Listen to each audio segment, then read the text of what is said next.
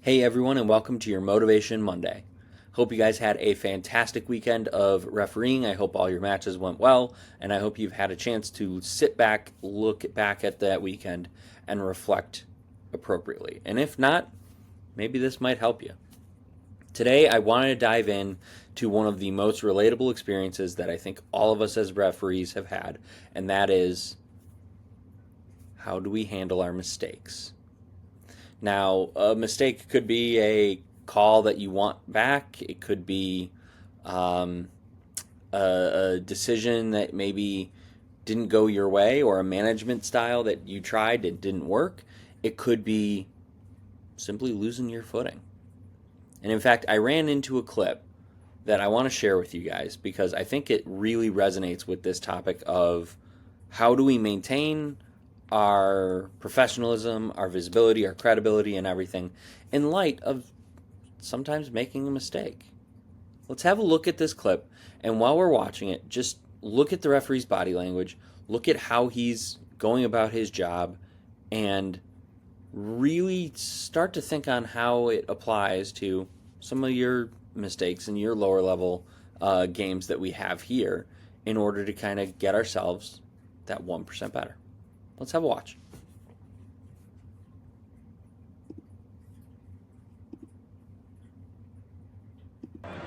Spinner den tilbake til Njay, og så er det Núñez, og så er det Hestnes. Se hvordan de kommer seg gjennom igjen, Koffa. Og så er det Jonas gjort nesten. Oi, og så faller Christian Moe. Og peker på straffeverket. Der var det mye på en gang. Men straffe til KFM.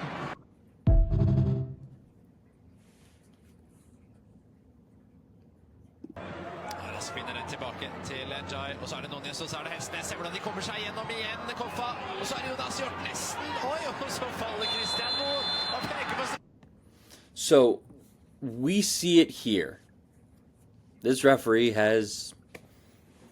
he fell over. He went to cut it and make the penalty call. This is a critical time in the match. This is a critical decision. This is a key match decision. He was on his feet when he saw it, and yet he's on his knee, blowing the whistle, hard, firm. Everything's perfect. And he's pointing to the spot. He's confident, and you see him get back up, and he is clear. He is walking to the penalty spot. Arm is there. He is 100% in control. And that is something that, even in light of probably a very embarrassing mistake here, we have something that will teach us something. Because I don't know about you, I would be embarrassed making that kind of mistake. A footing mistake, that's it. It could be wet turf. It could be a divot. It could be anything that causes you to lose your footing. And yet, that's something that is critical. It's critical that you stay on your feet, that you stay close to play, you stay with the ball, all of that stuff, right? This is a pretty embarrassing mistake to be making. And yet, he gets up, brushes himself off, and he's pointing to the spot. Now, granted, he didn't physically brush himself off, but you can see that even though he's fallen, he still has the call to make. He gets back up on his knee. He's not even fully on his feet. He's blowing the whistle and he's pointing to the spot. Confidence, presence, that is what is critical. And that is the first lesson that I think is critical in how we start to turn these mistakes into opportunities. When it comes to these sorts of mistakes, it's how you recover from them that I think that makes the biggest difference. And when you are able to get back on your feet, stand tall, blow that whistle firmly, you're pointing to the spot, and you have everything in the right direction, the mistake disappears. Everybody is not paying attention to it. The only people who are paying attention to it are the observers who are watching us out in the field and us. And we are our own worst critic. So my advice to you is the next time you face this kind of an embarrassing moment or a challenging moment, just remember that how you respond to it is going to be the biggest indicator of your credibility moving forward. The second thing I think is that these are moments where, granted, not maybe in this specific scenario, but it's okay to sort of chuckle. It's okay to show some of your personality and to show a little bit of your humility, because when it starts to look at when you start to do this, it starts to build rapport. It's oops, I fell. Obviously, awarding a penalty kick and laughing about it is probably not the greatest look here, but these are moments where in that right moment, just that little bit of personality can start to build rapport with your players as far as managing the match and making things and getting players on your side. It is critical. It is a very useful tool that you can use in order to do that, but it's really, really simple, and it's remarkably effective, especially with youth level and even some of the younger adult level. They've all been there. They've all done that. They've put their foot wrong and something happens. It's fine, right? The third thing I want to talk about is this gives us the opportunity to look at this from a position of, we might use this mistake to kind of bury a decision. We might, oh, I fell, I can't make the call, right? That kind of a thing. And I think it's critical that we stick with the decision, that we look at this from a perspective of not necessarily using it as cover for a mistake or cover for not doing our job or making a call, but if anything, to rise above the mistake and to make the call and to make it with confidence. There's going to be these moments where you've fallen, and players and coaches and spectators and everybody might try and use that as sort of a, oh, well, he slipped, he fell, he didn't see it, or something of that nature. And this is where I think it's critical for us to kind of double down and make sure that you've seen it correctly. And remember, you have a team out there most of the time.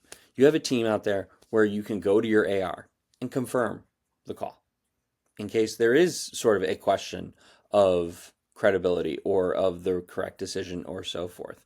This gives you that opportunity to kind of find that break in the game and to rely on your team in order to make sure that you're not only making the right decision, but that you're also selling it with some credibility, and that you're making it so that you are 100% without doubt making it and showing everyone that you're making that call.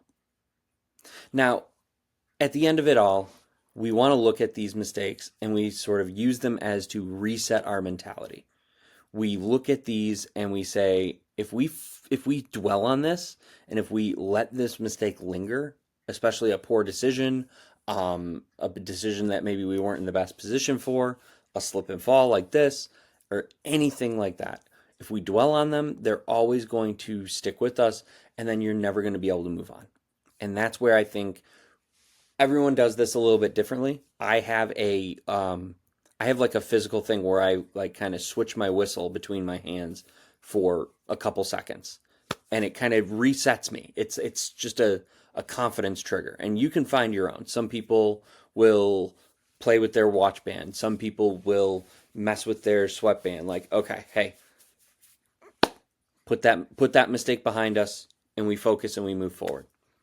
Again, it kind of goes back to that first part where how we respond to the mistake really starts to indicate how much credibility we're going to have, and they won't know that you're switching your whistle or that you're messing with your watch or your sweatband or tapping your badge or something like that means that you're trying to get your confidence back. It doesn't mean that.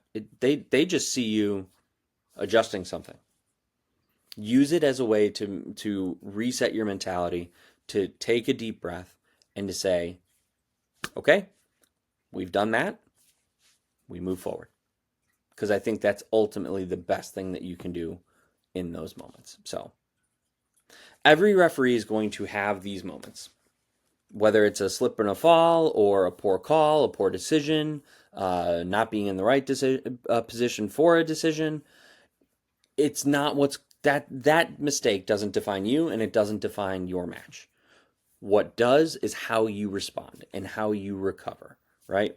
It's those moments where you build rapport with your teammate, where you show up with confidence, where you build rapport with the players around the field. Have a good laugh. It's okay. Nothing's critical going on here. We're going to be able to get the decision right because we have our teammates around us. We have our own credibility, our own confidence. And when we falter, we're able to get it back and we're able to park that mistake and we're able to move on. And I think that's critical to the entire thing. So just remember, the next decision is not always going to be the final decision. There's always going to be one after that. And there's going to be one after that. And if you are batting 1,000 and you are getting everything right, then great. But if you're making a mistake, which many of us will and many of us have, it's how you respond and get yourself back up. That's what matters. So I'd love to hear how you guys have recovered from a potentially embarrassing mistake like this, or just sort of how do you reset on the run? How do you reset mid-game in order to recover and to have that confident decision? How do you recover and build your rapport with players in those moments? How do you make sure that the mistake doesn't live with you and that you're able to build on it and move forward? I'd love to know. Share your comments. I hope you guys have a great week. Look for some more changes in the community here as well, as I'm looking to plan the next week of calls for April in the coming day or so. So I look forward to seeing your comments. I look forward to answering any question that you guys have. And I look forward to seeing you guys for What's Your Call Wednesday. Have a good one.